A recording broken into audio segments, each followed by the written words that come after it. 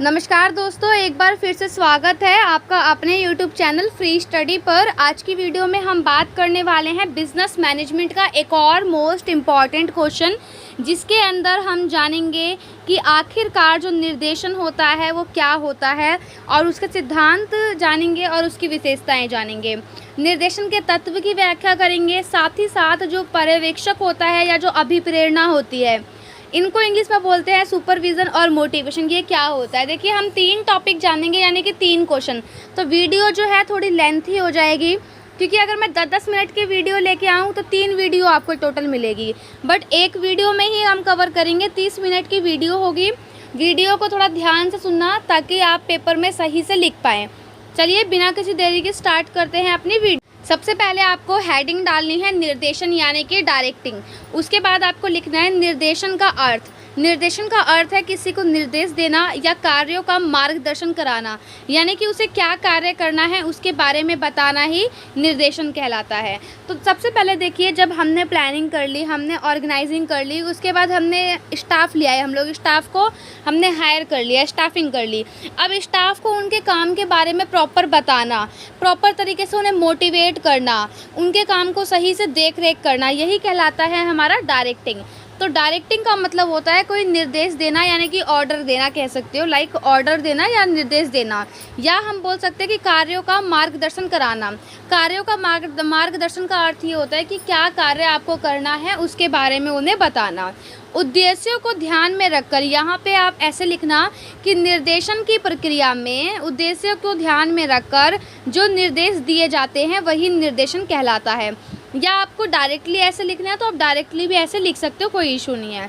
उसके बाद आपको लिखना है निर्देशन, यानी कि निर्देशन अभिप्रेरणा। निर्देशन के अंदर कई सारे तत्व होते हैं, जैसे अभिप्रेरणा है, मोटिवेशन है, सुपरविज़न है, नेतृत्व है, इट मीन्स लीडरशिप, कई सारे हैं, वो हम आगे पढ़ेंगे। उसके बाद आपको लिखना है कर्मचारियों का पर्याप्त संख्या में होना ही काफ़ी नहीं है, उन्हें उचित मार्गदर्शन भी मिलना ज़रूरी है।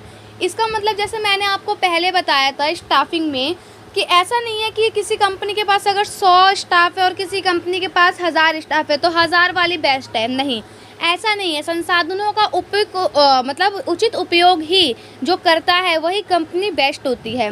अगर इसके पास 100 कर्मचारी हैं और 100 के 100 सही तरीके से काम कर रहे हैं, उनको मार्गदर्शन दिया जा रहा है सही तरीके से, तो ये बहुत ज़रूरी है।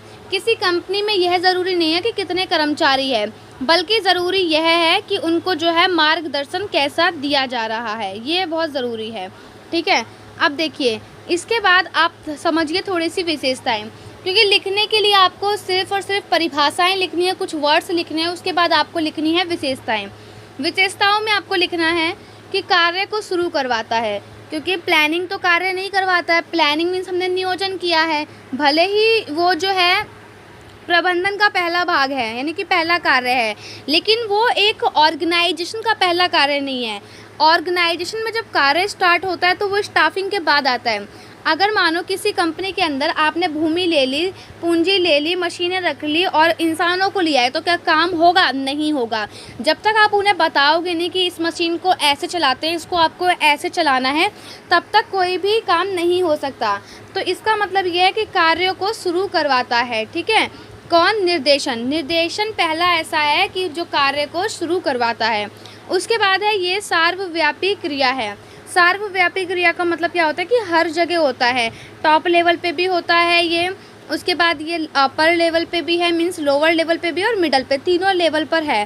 साथ ही साथ ये सार्वभौमिक है, यानी कि हर क्षेत्रों में यह प्रक्रिया पाई जाती है निर्देशन की, चाहे वो हम बात करें कि किसी प्राइवेट कंपनी की, किसी गवर्नमेंट कंपनी की, किसी छोटे उद्योगपति की या किसी बड़े उद्योगपति की, सभी क्षेत्रों में यह सार्वभौमिक प्रक्रिया का मतलब ही होता है कि हर जगह यह पाई जाती है।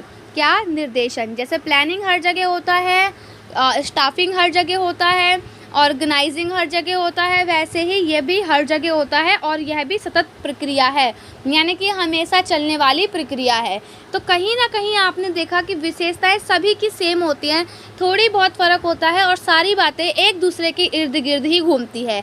जैसे प्लानिंग में भी हमने सार्वव्यापी, सार्वभौमिक और सतत लिखा था, ऐसे ही ये चीज़ें हमने ऑर्गेनाइजिंग में भी लिखा और स्टाफिंग में भी लिखा, और अब हम इसको जो हम पढ़ रहे हैं मीन्स डायरेक्टिंग, हम डायरेक्टिंग में भी सेम चीज़ों को लिखेंगे।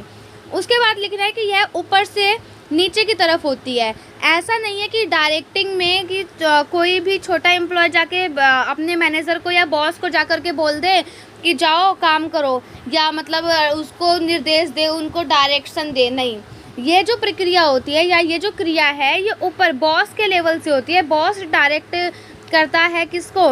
मैनेजर को, और मैनेजर करता है जो उसके नीचे टीएल होते हैं उनको, और जो टीएल होते हैं वो करते हैं जो उनके नीचे कर्मचारी कार्य करते हैं उनको।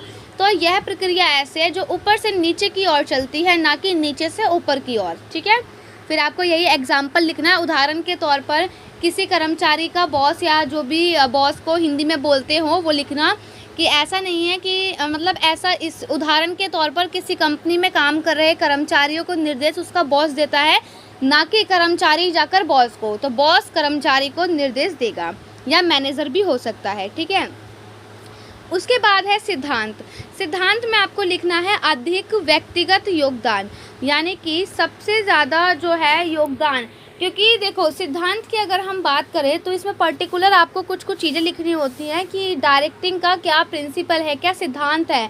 तो इसमें जो है ना अधिक व्यक्तिगत योगदान होता है। इसमें उन जो भी मतलब डायरेक्ट कर रहे हैं, जो भी बड़े बड़े लेवल पर लोग होते हैं उनका ज़्यादा योगदान होता है, साथ ही साथ जो नीचे काम कर रहे कर्मचारी हैं उनका भी उतना ही योगदान होता है। लेकिन ज़्यादा योगदान कौन है? डायरेक्टिंग कौन कर रहा है? ऊपर टॉप मैनेजमेंट वाले।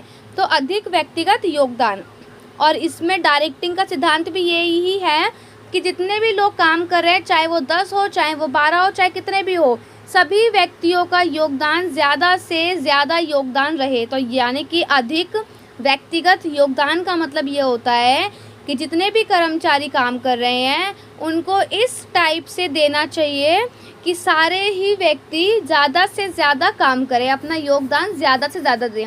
ऐसा नहीं है कि आपने एक बार डायरेक्टिंग दे दी कि भाई आपको 10 बजे आना है, 6 बजे काम करना है, आपको ये मशीन चलानी है पूरे दिन, आपने बता दिया हो गया एक दिन का। नहीं, आपको समय समय पर जाकर चेक भी करना है कि क्या वर्कर जो है वो काम कर रहा है, जिससे ये पता लगे कि जो एम्प्लॉय है वो अपना कितना योगदान दे रहा है।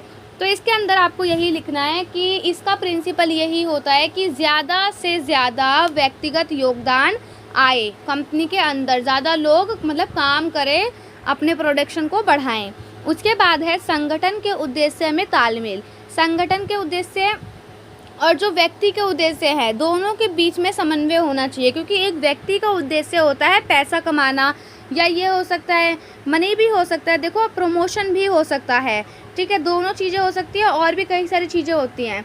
तो जो उसका व्यक्ति का जो उद्देश्य है और जो उद्देश्य कंपनी का है, उन दोनों के बीच में समन्वय करना, यानी कि समन्वय तालमेल बिठाना, यही है इसका सिद्धांत डायरेक्टिंग का। मीन्स आप डायरेक्शन ऐसा दो जो आप मीन्स टीएल हो तो टीएल को अपने कर्मचारियों को ऐसा बताना चाहिए, ऐसा निर्देश देना चाहिए ताकि उन्हें ये ना लगे कि भाई ये तो बस हमसे काम करवा रहे हैं। ठीक है, उन्हें ऐसा फील ना हो, उन्हें ये लगे कि कंपनी का उद्देश्य ही हमारा उद्देश्य है। यानी कि दोनों के उद्देश्यों के बीच में संबंध को स्थापित करना या तालमेल बिठाना। उसके बाद आपको लिखना है आदेश की एकता। आदेश की एकता देखो हेनरी फ्यूल ने भी बताया था आदेश की एकता। आदेश की एकता का मतलब होता है कि निर्देशन का मतलब यह है कि निर्देश जो है सिर्फ उसका जो हेड होगा या जो उसका टीएल होगा वही देगा। ऐसा नहीं कि कोई भी अधिकारी आए और कर्मचारी को अपना निर्देश देके चला जाए, नहीं, ऐसा नहीं होना चाहिए। क्योंकि अगर ऐसा होगा तो हो सकता है जो अधिकारी है वो कंफ्यूज हो जाए। क्या हो जाए? अधिकारी कंफ्यूज हो जाए। ठीक है, तो ऐसा नहीं होना चाहिए। आदेश की एकता होनी चाहिए, यानी आदेश जो है वो एक ही के द्वारा देना, मतलब एक ही दे और सही से दे। अब मान लो आप किसी कंपनी में काम कर रहे हो, एक अधिकारी यहाँ से आया आपको बोला ये काम करो, दूसरा अधिकारी यहाँ से आया बोला ये काम करो, तीसरा अधिकारी यहाँ से आया बोला ये काम करो, तो आप भी कंफ्यूज हो गए, भाई क्या क्या काम करूँ, मैं अकेला हूँ, इतना सारा काम थोड़ी ना कर सकता हूँ। तो यही है हेनरी फ्यूल का सिद्धांत कि आदेश की एकता होनी चाहिए, यानी आदेश जो है सिर्फ एक ही व्यक्ति दे। अगर यदि सभी अधिकारी आके एक कर्मचारी को बार बार आदेश देंगे तो इससे कर्मचारी जो है वो कंफ्यूज हो जाएगा और फिर वो प्रोडक्शन में इतना हेल्प नहीं कर पाएगा। उसके बाद है निर्देशन तकनीक का उपयोग। निर्देशन में जो है ना तकनीकों का उपयोग करना चाहिए। जब भी हम डायरेक्टिंग करते हैं, किसी इंसान को कुछ सिखाते हैं या मान लीजिए कि कुछ भी हम उसको बता रहे हैं, ठीक है, उसको मोटिवेट कर रहे हैं, तो हमें, क्योंकि देखो 2 टाइप से हो सकता है। मान लो एक बंदा है, यहाँ पर एक बंदा है ए नाम का, वो चाहता है, मतलब वो जो काम कर रहा है वो मनी के पर्पस से कर रहा है। बी जो है वो चाह रहा है प्रमोशन के पर्पस से काम कर रहा है। मतलब दोनों ही अच्छा काम कर रहे हैं, लेकिन ए चाह रहा है कि मेरा इंक्रीमेंट हो जाए और बी चाह रहा है कि मेरा प्रमोशन हो जाए। दोनों के यहाँ पे जो माइंड सेट हैं, दोनों के माइंड सेट अलग अलग है, ठीक है। तो जब भी इनका कोई भी अपर लेवल का अधिकारी होगा तो वो इन दोनों को ही निर्देश ऐसा दे, मतलब दोनों तकनीक को यूज़ करे। ऐसा नहीं है कि सिर्फ ए को आके बोले कि हाँ भाई तुम्हें पैसा चाहिए, तुम काम करो, तुम्हारी सैलरी इंक्रीमेंट हो जाएगी, ये वो। पहले उसे देखना चाहिए कि कौन इंसान क्या सोच रहा है। अगर वो सोच रहा है कि मुझे इंक्रीमेंट करवाना है, मतलब उनसे ऐसा बात विचार करना कि पता लग जाए कि ए को क्या चाहिए। क्या ए इंसान को मनी चाहिए या ए को प्रमोशन चाहिए। अगर सी को पता लगता है, सी मीन्स आप ये समझो जो आपका अधिकारी है, जो टीएल है, यहाँ पे टी लिख लो, उससे बढ़िया। ए इंसान है, एक ए के पास एक ऑप्शन है मनी, एक है प्रमोशन, लेकिन आपको पता है कि ए जो चाहता है वो मनी चाहता है, वो चाहता है कि उसकी इंक्रीमेंट हो। अब टीएल है, टीएल उसको निर्देश दे रहा है। अब टीएल जो है वो निर्देश दे तो सबसे पहले उससे ऐसे बात विचार करे कि उसको पता लगे कि ए को चाहिए क्या ए को प्रमोशन चाहिए या ए को अपना सैलरी का इंक्रीमेंट चाहिए। अगर उसको सैलरी का इंक्रीमेंट चाहिए मीन्स मनी चाहिए, तो उसको मनी के आधार पर ही, मतलब मनी को बेस बनाकर ही, उसके सैलरी के इंक्रीमेंट को बेस बनाकर ही उसे निर्देश दें।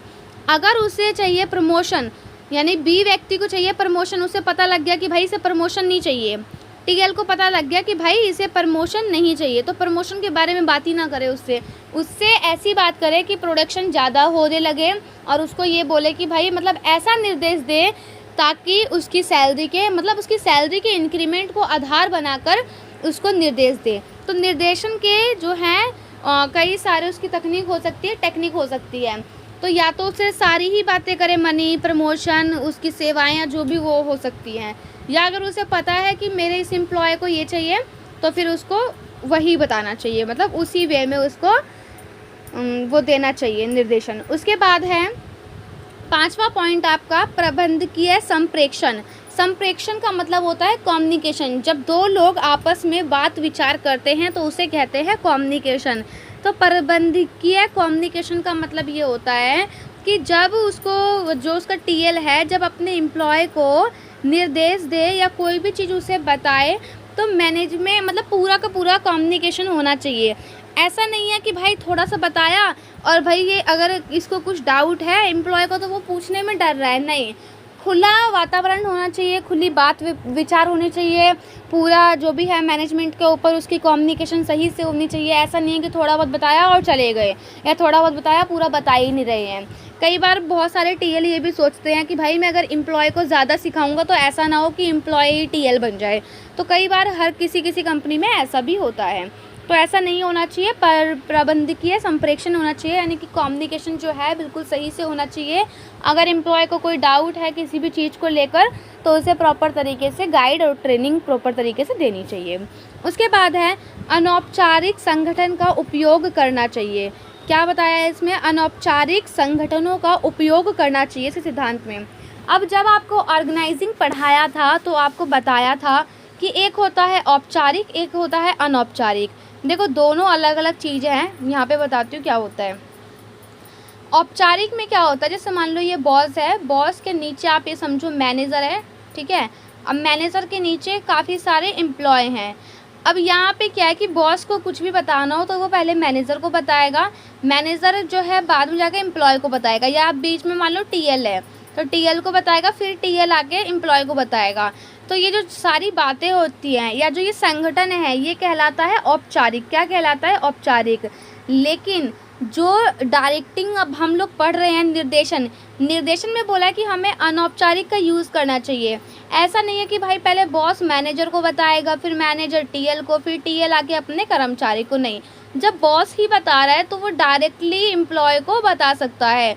एक मीटिंग फिक्स कर ले या उनके पास आके मतलब उन्हें बताए, या हो सकता है कि अपने कैबिन में बुला के उन्हें बताए। तो कई सारे प्रकार हो सकते हैं। मीन्स कहने का मतलब ये है कि ज़रूरी नहीं है कि ये जो है ना, ये ऐसी सीढ़ी ये होती है औपचारिक और ऐसी सीढ़ी होती है अनौपचारिक। तो निर्देशन में ये बोला गया है, अगर निर्देशन का हम लोग सिद्धांत जाने तो निर्देशन ये कहता है कि हमें और अनौपचारिक संगठन का उपयोग करना चाहिए। ठीक है, यानी कि अपनी बात विचार को डायरेक्टली बोल देनी चाहिए। ठीक है, उसके बाद देखिए नेतृत्व देख लेते हैं, गुड लीडरशिप क्वालिटी। यानी कि इसमें यह है कि जो भी पर्सन डायरेक्टिंग दे रहा है उसके अंदर क्वालिटी होनी चाहिए, यानी कि गुड लीडरशिप की क्वालिटी उसके अंदर होनी चाहिए। ऐसा नहीं है आपने किसी को भी टीएल बना दिया या कुछ भी कर दिया, फिर मतलब ऐसा कि उनको समझ ही नहीं आ रहा। तो उनके अंदर लीडरशिप की क्वालिटी भी होनी चाहिए जो निर्देश देता है उसके अंदर। उसके बाद है अनुसरण, यानी कि फॉलोअप उन्हें लेना चाहिए। जो उन्होंने सिखाया है, जो उनको आपने लीड किया है, उनका टाइम टू टाइम मीटिंग होनी चाहिए। उनसे पूछना चाहिए कि भाई आपको क्या क्या चीज़, किस किस चीज़ में डाउट है, क्या क्या अभी तक आपको बताया है। तो ये सब होते हैं सिद्धांत और विशेषताएं। अब हम बात कर लेते हैं अपने दूसरे क्वेश्चन की, जिसमें हमसे पूछ सकता है कि निर्देशन के तत्व क्या हैं। तो देखिए पर्यवेक्षण, अभिप्रेरणा, संप्रेक्षण और नेतृत्व तीनों इसी का है, चारों इसी का है। यही चारों मिलकर कहलाता है डायरेक्शन या निर्देशन। ठीक है, तो सबसे इम्पॉर्टेंट इसमें है सुपरविज़न और मोटिवेशन, जो कि हम देखेंगे कि सुपरविज़न क्या होता है और मोटिवेशन क्या होता है। सुपरविज़न शब्द को आप जोड़ो सुपरवाइज़र से। एक सुपर का मतलब होता है ऊपर, मीन्स जैसे आप हिंदी में समझो, पर्यवेक्षण का मतलब होता है परि प्लस आवेक्षण।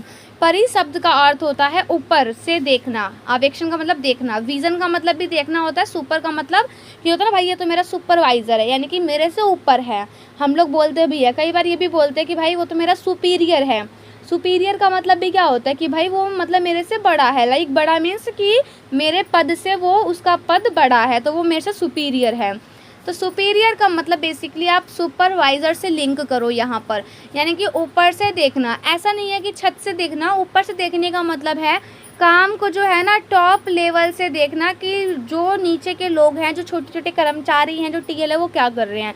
टीएल है तो वो अपने कर्मचारियों को देखेगा, मैनेजर है तो वो टीएल को देखेंगे और पूरे कर्मचारी को सबको देखेंगे। तो ये होता है पर्यवेक्षण। ठीक है, अब देखिए इसकी भूमिका की बात कर लेते हैं। सुपरवाइज़र या सुपरविज़न की क्या भूमिका होती है।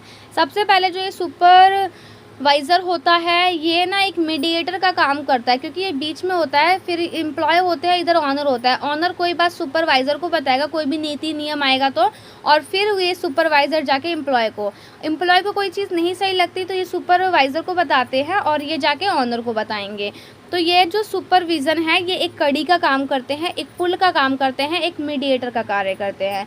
उसके बाद मार्गदर्शन देते हैं, क्योंकि मार्गदर्शन कैसे देते हैं अभी आपको बताया ना। मार्गदर्शन कौन देता है, जो हमारे सुपरवाइज़र होते हैं, जो हमारे टीएल होते हैं, टीम लीड करते हैं, वही हमें क्या देते हैं, हमें पूरा का पूरा निर्देश देते हैं, पूरा मार्गदर्शन कराते हैं कार्य के बारे में कि क्या कार्य है, कैसे करना है। तो यही सब चीज़ें हैं।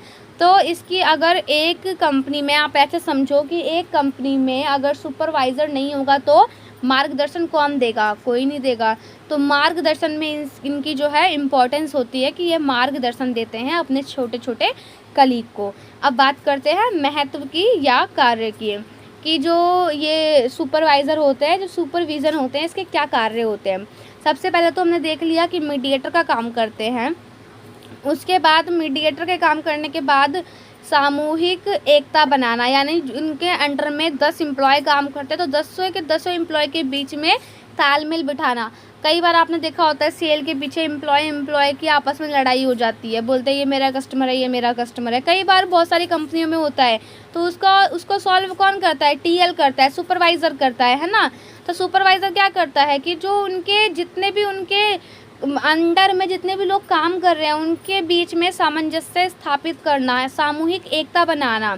उसके बाद है कर्मचारियों का मित्र और मार्गदर्शक, यानी कर्मचारियों को कैसे काम करना है उसका मार्गदर्शन करवाता है और उनकी तरह एक फ्रेंड के मतलब एज अ फ्रेंड उनके साथ ही रहता है। कौन, अभी हम पढ़ रहे हैं सुपरवाइज़र। तो सुपरवाइज़र जो है कर्मचारियों के बीच रहता है, उनका फ्रेंड बन के। ऐसा नहीं है वो बॉस बन के रहे, बॉस बन के अगर रहेगा तब तो हो गया, ऐसा नहीं होता है। वो उनके बीच में उनके फ्रेंड की तरह मतलब आपस में तालमेल बिठा के रखता है, उनके साथ ही रहता है।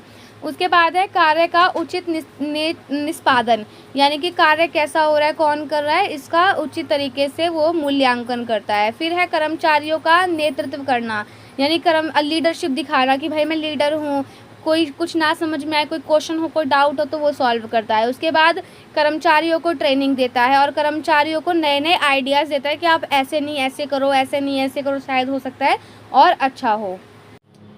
उसके बाद देखिए सेकंड है आपका अभिप्रेरणा, क्योंकि हमने देखा था कि जो पर्यवेक्षण होता है या जो भी है, सुपरवाइज़र है, सुपरविज़न है और मोटिवेशन है, दोनों में क्या डिफरेंस है। तो जो हमारा मोटिवेशन जो देता है हमें, यानी मोटिवेटर कह सकते हैं, अभिप्रेरणा वो क्या होता है वो हम समझते हैं।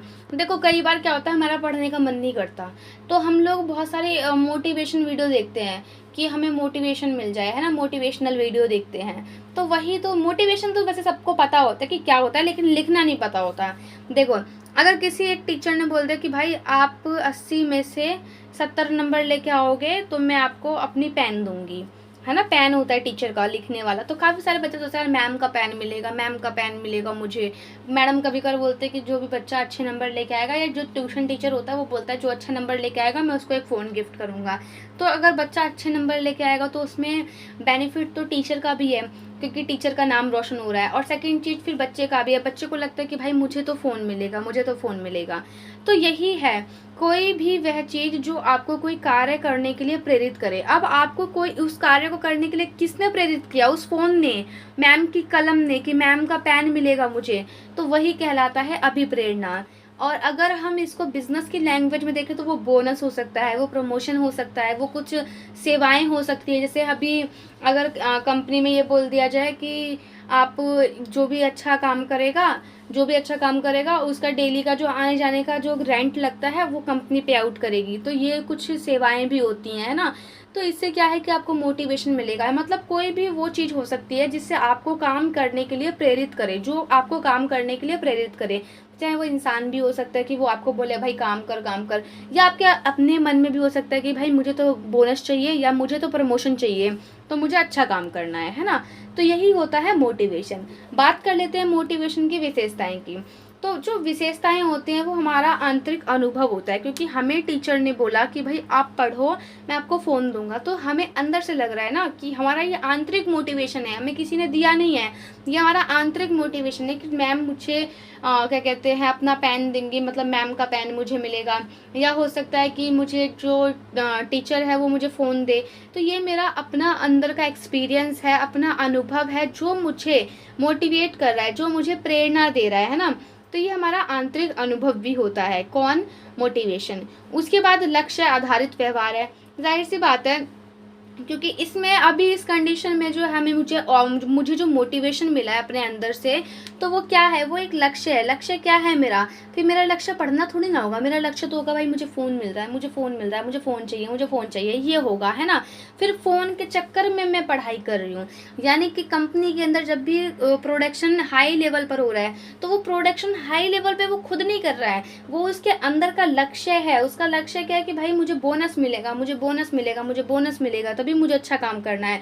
तो वो लक्ष्य आधारित व्यवहार है, यानी कि ऐसा मोटिवेशन है कि उसमें आपका ये आंतरिक अनुभव तो है ही है, साथ ही लक्ष्य आधारित व्यवहार भी होता है। इसके अंदर आप खुद से सोचते हो कि भाई मुझे तो बोनस चाहिए या मुझे तो प्रमोशन चाहिए, इसलिए मुझे प्रोडक्शन को अच्छा करना है। आप वैसे प्रोडक्शन अच्छा करने की नहीं सोच रहे हो, लेकिन आपको बदले में क्या दिया जा रहा है, लालच दिया जा रहा है, चाहे वो बोनस का हो चाहे वो प्रमोशन का हो। उसके बाद है ये सकारात्मक और नकारात्मक दोनों हो सकता है। कई बार क्या होता है कि जैसे मान लो अब टीचर है, मैम ने बोल दिया कि जिसके इतने नंबर आएंगे उसको मैं फ़ोन दूंगी, और दूसरी तरफ बोल दिया जिसके कम नंबर आएंगे उससे मैं डबल फीस लूँगी। क्या लूँगी, डबल फीस लूँगी। या टीचर बोल देगा मैं डंडे लूँगी, मतलब डंडे मारूंगा, या जो भी है। टेस्ट में होता है ना 0 मार्क्स आएंगे तो ये मिलेगा, 10 में से 10 आएंगे तो एक चॉकलेट मिलेगी, ट्यूशन में, बच्चों के ट्यूशन में होता था पहले हमारे ज़माने में कि 10 में से 10 नंबर ले आएंगे तो मैम एक चॉकलेट देंगी, अगर 5 से कम आए तो जितने कम उतने डंडे मिलते थे, है ना।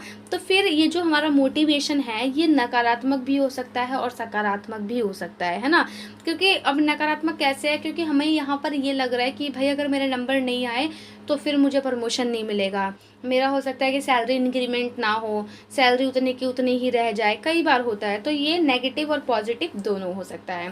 साथ ही साथ जो मोटिवेशन जो होता है वो एक जटिल प्रक्रिया होती है, क्योंकि लोगों को मोटिवेट करना बहुत ही मतलब जटिल कार्य होता है। क्योंकि आप देखोगे अपनी डेली लाइफ में भी कि इंसान एक बार बोलता है भाई पढ़ ले तेरे को कुछ करना है, फिर दोबारा वो भूल जाता है। मतलब पता तो होता है कि भाई कुछ करना है आगे जाके, फिर लेकिन उसके माइंड में उतना नहीं रहता। फिर उसे मम्मी पापा घर से बोलेंगे कुछ करो बेटा पढ़ो, फिर बच्चा पढ़ेगा। तो इसीलिए कहा गया है कि जो मोटिवेशन है, जो अभिप्रेरणा है, वह एक जटिल प्रक्रिया है। तो आशा करती हूँ आपको जो ये वीडियो है पसंद आई होगी। अगर वीडियो पसंद आई हो तो चैनल को सब्सक्राइब और वीडियो को लाइक ज़रूर करना। मिलते हैं नेक्स्ट वीडियो में, तब तक के लिए जय हिंद जय भारत। और आपका यूनिट 3 जो है मेरे एंड से यहाँ पर 3rd नहीं है, सॉरी 4th है, कंप्लीट हो गया। तो यूनिट 1, यूनिट 3rd और 4th में से जितने भी क्वेश्चन पॉसिबल हैं इसी में से आएंगे। 3 क्वेश्चन मैंने आपके करवा दिए हैं। अगर 3 यूनिट कवर है तो 3 क्वेश्चन कवर है। और यूनिट 2 तो ऐसा है कि अगर आपने यूनिट 5 भी पढ़ ली तो यूनिट 2 जो है ऑटोमेटिक कवर हो जाएगा। तो अगर वीडियो आए तो ठीक है, नहीं आए तो यूनिट 5 जो कि कंट्रोलिंग है वो आप अपने अकॉर्डिंग कर लेना। मिलते हैं नेक्स्ट वीडियो में, तब तक के लिए जय हिंद जय भारत।